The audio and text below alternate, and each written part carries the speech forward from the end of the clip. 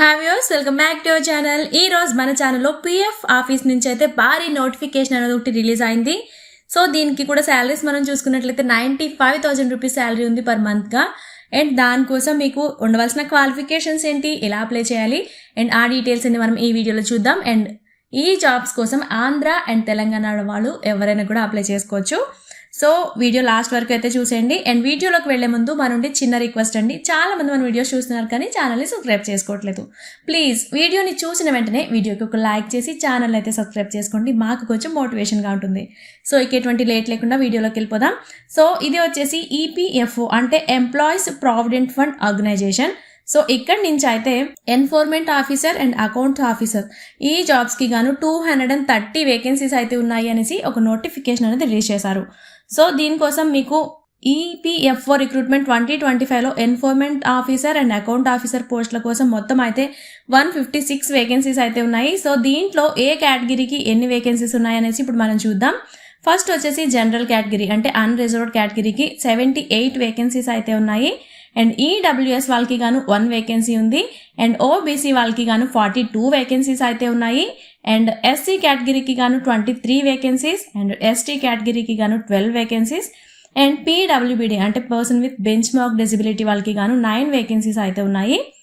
So ఈ పీడబ్ల్యూబీడీలో మీకు blindness low vision and deaf, hard of hearing, locomotor disability, cerebral palsy, leprosy cured, dwarfism, acid attack victims ఇలా multiple disabilities వంటి విభాగాల్లో reservations అయితే ఉన్నాయి అనేసి ఈ 9 వేకెన్సీస్కి గాను ఇక్కడ మెన్షన్ చేశారు.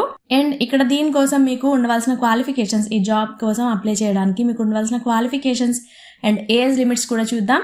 సో రికగ్నైజ్డ్ యూనివర్సిటీ లేదా ఇన్స్టిట్యూట్ నుంచి మీరు ఎనీ సబ్జెక్ట్లో బ్యాచిలర్ డిగ్రీ అయితే కంప్లీట్ చేసి ఉండాలి. సో డిగ్రీ క్వాలిఫికేషన్స్తోనే మీరు ఈ జాబ్స్కి అయితే అప్లై చేసేసుకోవచ్చు.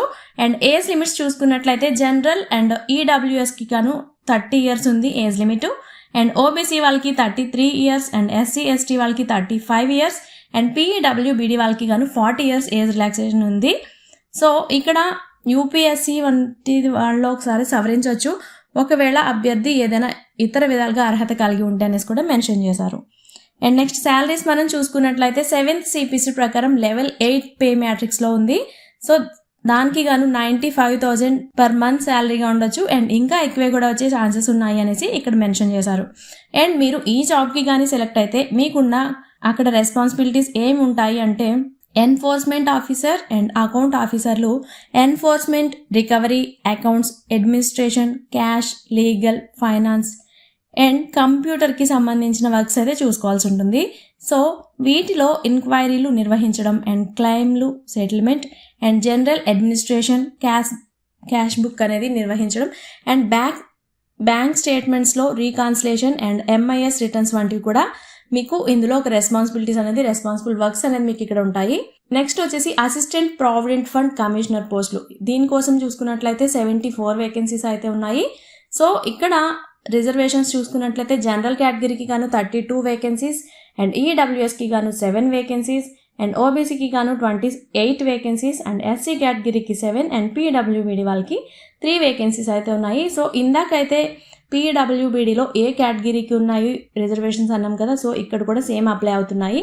Blindness, low vision, deaf, hard of hearing, locomotor disability and multiple disabilities వంటివి వాళ్ళకి కూడా ఈ రిజర్వేషన్స్ అనేది అప్లై అవుతుంది అనేసి చెప్తున్నారు. అండ్ దీనికోసం మీకు క్వాలిఫికేషన్స్ చూసుకున్నట్లయితే ఇక్కడ కూడా రికగ్నైజ్డ్ యూనివర్సిటీ నుంచి డిగ్రీ లేదా దానికి ఈక్వల్గా ఉన్న క్వాలిఫికేషన్స్ ఏది చేసినా కూడా దీనికైతే అప్లై చేసేసుకోవచ్చు.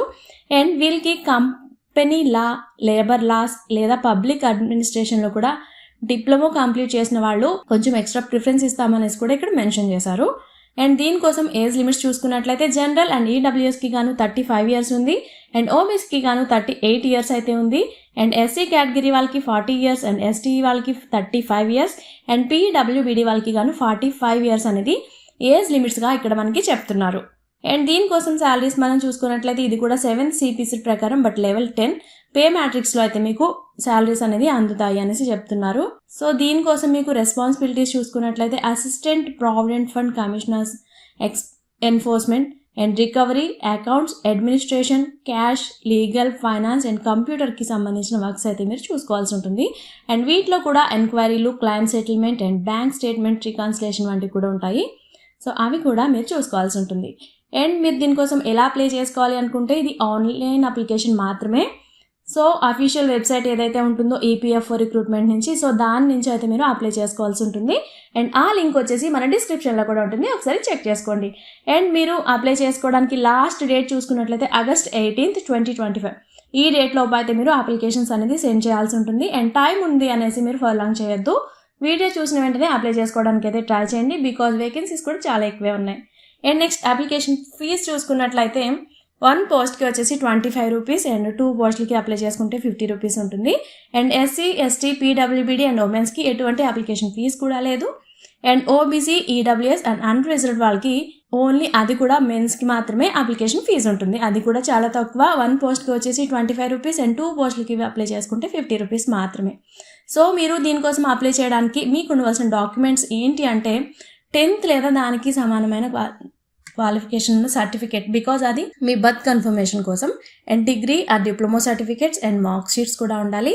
And OBC, SC, ST, EWS వాళ్ళకి సర్టిఫికేట్స్, క్యాష్ సర్టిఫికేట్స్ ఉండాలి. అండ్ PWBD వాళ్ళకి అయితే మెడికల్ సర్టిఫికేట్ కూడా ఉండాలి అనేసి ఇక్కడ చెప్తున్నారు. నెక్స్ట్ వచ్చేసి ఎగ్జామ్స్ ఎలా ఉంటాయి అంటే ఇది కంబైన్డ్ రిక్రూట్మెంట్ టెస్ట్ అంటే CRT. సో ఇక్కడ మీకు 2 hours టైం అనేది ఉంటుంది. And objective type and multiple చాయిసెస్లో అయితే క్వశ్చన్స్ ఉంటాయి. అండ్ మీకు హిందీ అండ్ ఇంగ్లీష్లో అయితే పేపర్ అనేది ఉంటుంది. అండ్ ఒక క్వశ్చన్కి మీరు రాంగ్ చేస్తే 1/3 మార్క్స్ అనేది లెస్ చేస్తారు. సో నెగిటివ్ మార్క్స్ కూడా ఉన్నాయి, కొంచెం జాగ్రత్తగా చూసుకోండి.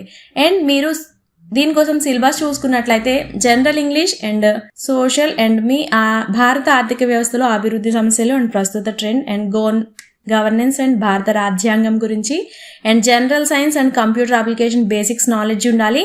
And elementary mathematics and statistics and general mental ability కోసం కూడా చూసుకోవాల్సి ఉంటుంది. And industrial relations, labour laws and social security and accountancy, auditing and insurance and national or international కలిగిన ముఖ్యమైన ఇంపార్టెంట్ డేట్స్ అవన్నీ కూడా మీరు దీనికోసం అయితే మీరు చూడవలసి ఉంటుంది సిలబస్లో. అండ్ ఒకసారి మీరు అఫీషియల్ నోటిఫికేషన్ ఒకసారి చెక్ చేయండి, అక్కడ కూడా మీకు సిలబస్ అనేది కొంచెం క్లియర్గా చెప్తారు. అండ్ దీనికోసం మీకు ఇంటర్వ్యూ అనేది ఉంటుంది.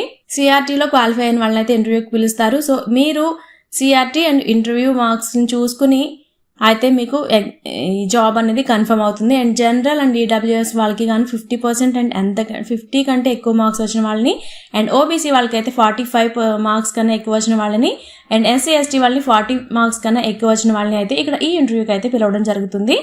సో PWBD వాళ్ళకి అయితే ఎక్స్ట్రా సౌకర్యాలు కూడా వీళ్ళు కల్పిస్తామనేసి చెప్తున్నారు.